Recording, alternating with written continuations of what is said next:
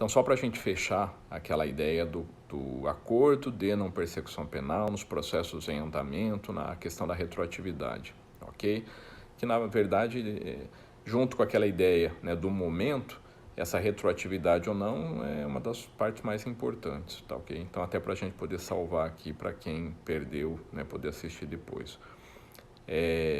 Retroage ou não retroage? É uma norma híbrida, né? Lembro que a gente estava falando isso para quem estava acompanhando. É uma norma híbrida.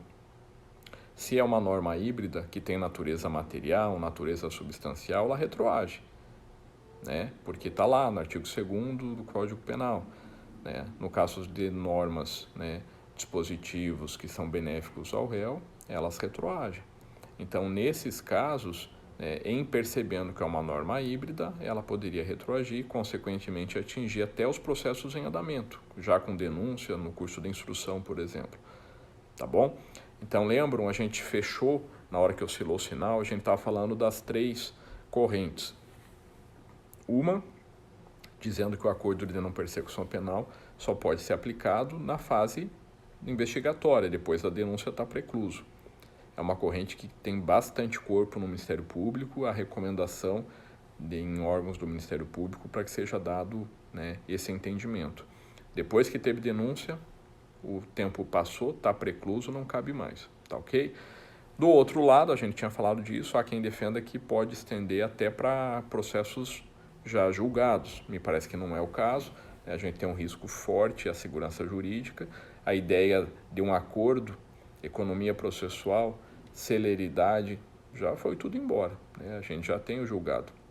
Então, são situações que não caberia mais. E a ideia que me parece que tende a vingar, que é a que eu concordo também, é que ela vai retroagir para os processos não sentenciados. Ah, mas já teve denúncia, tá? A fase pré-processual já foi. Está precluso? Me parece que não, porque sempre que eu tenho uma norma híbrida ou uma norma material, ela retroage, se for para beneficiar o réu. Tá ok? A gente acho que não chegou a ser transmitido, porque foi a hora que caiu o sinal. Eu estava fechando essa ideia, falando de precedentes no STF e no STJ. Como que eles decidiram? Né? Se vocês fizerem uma busca sobre suspensão condicional do processo, retroatividade, suspensão condicional do processo penal, lá na década de 90, final da década de 90, o que o STF e o STJ decidiram? Porque a tendência é que eles decidam da mesma forma, certo? Segundo os precedentes daquela época. Porque a suspensão condicional do processo, lá no artigo 89 da Lei do Juizado, possibilita um acordo, né, do MP com o acusado. Para quê? Para que o processo seja suspenso e ele não seja julgado. Não é isso? Não é similar ao que vai acontecer aqui?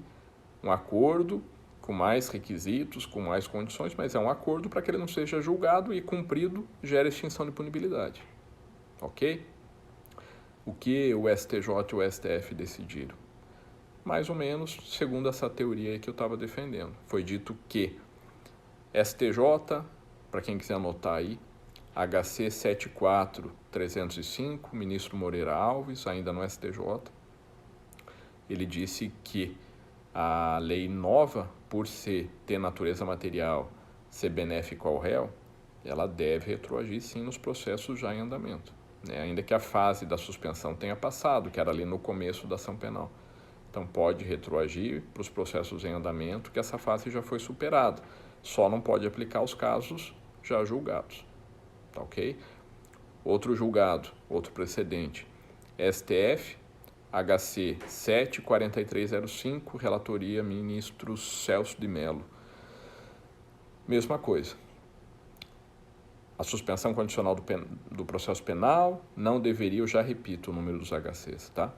A suspensão condicional do processo penal, ela não poderia ser aplicável aos casos já julgados, né, já decididos.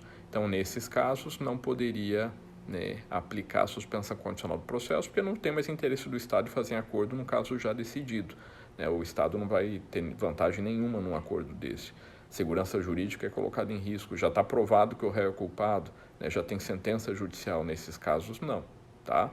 Agora, naqueles casos que já passou a fase do acordo, mas ainda o processo está em andamento, por ser uma norma mais benéfica, ela deveria retroagir, tá? Então, voltando aos precedentes, STJ, HC 74305, relatoria ministro Moreira Alves. STF, HC 74305, relatoria ministro Celso de Mello, tá? São no final da década de 90. Vocês vão achar mais, né? Se tiver paciência para ficar procurando, né? Vão achar outros. Aqui é um de cada corte para mostrar como eles vinham decidindo. A tendência era essa época, tá? E me parece que há uma grande possibilidade disso valer para o acordo de não persecução penal.